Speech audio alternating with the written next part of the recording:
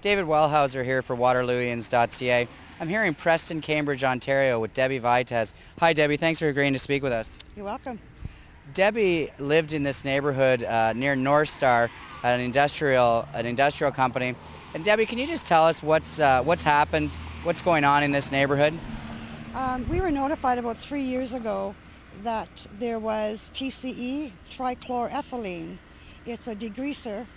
It's in our groundwater, and we found out that the vapors from it were coming into our home. We're here at the Grand River in Preston, Cambridge, Ontario, blocks from the Northstar factory. Now Debbie, I'm very concerned about the TCE pollution here. Is there any chance that this deadly chemical could be leaching into the Grand River, an important water source? We have a lot of downriver communities dependent on it. We have maps showing that it does enter the Grand. The map we have shows it entering at 4 different points. There could be more, but yes, it's definitely going into the water. So with 4 different sources of contamination of TCE going into the Grand River, it seems like this is definitely a contamination issue where the federal governments would definitely have some jurisdiction, considering that the Grand River is a major tributary of the beautiful Lake Erie. Well, yes. I did contact our local representative, and he said the federal government would get involved if we could show proof it was entering the Grand River. And I did prove that. I did send them the map, but they've done nothing.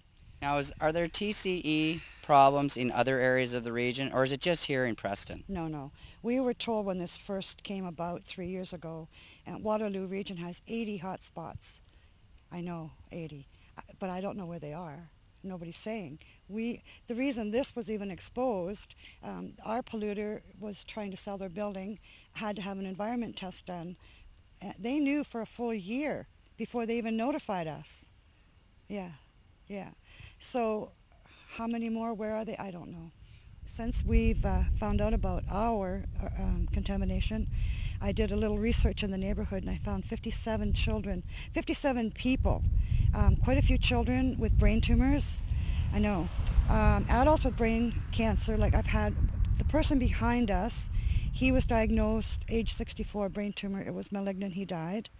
My husband was diagnosed with onset Parkinson's disease. We found out the lady who's immediately in our backyard, she had Parkinson's. The lady kitty corner to her was Parkinson's. Lots of kidney disease, kidney cancer, a husband and a wife, both kidney and liver disease. It's terrible, the amount of illness I found over here. And these types of illnesses are linked directly related to chemical exposure, or can be. We received a letter from Department of Health clearly saying these are the side effects to toxic exposure. I contacted actually the Prime Minister's office just a few weeks ago, and they said, sorry, there's nothing we can do. But my argument is, we're Canadians. These are Canadians. These are Canadian children. This is a Canadian neighborhood. Don't tell me you can't help. This is serious. This is a Canadian watershed, exactly. And the Grand River is a tributary to international waters. Yes, exactly. That's my argument. But if you could ask the leaders of the major parties one question in this federal election, what would that question be?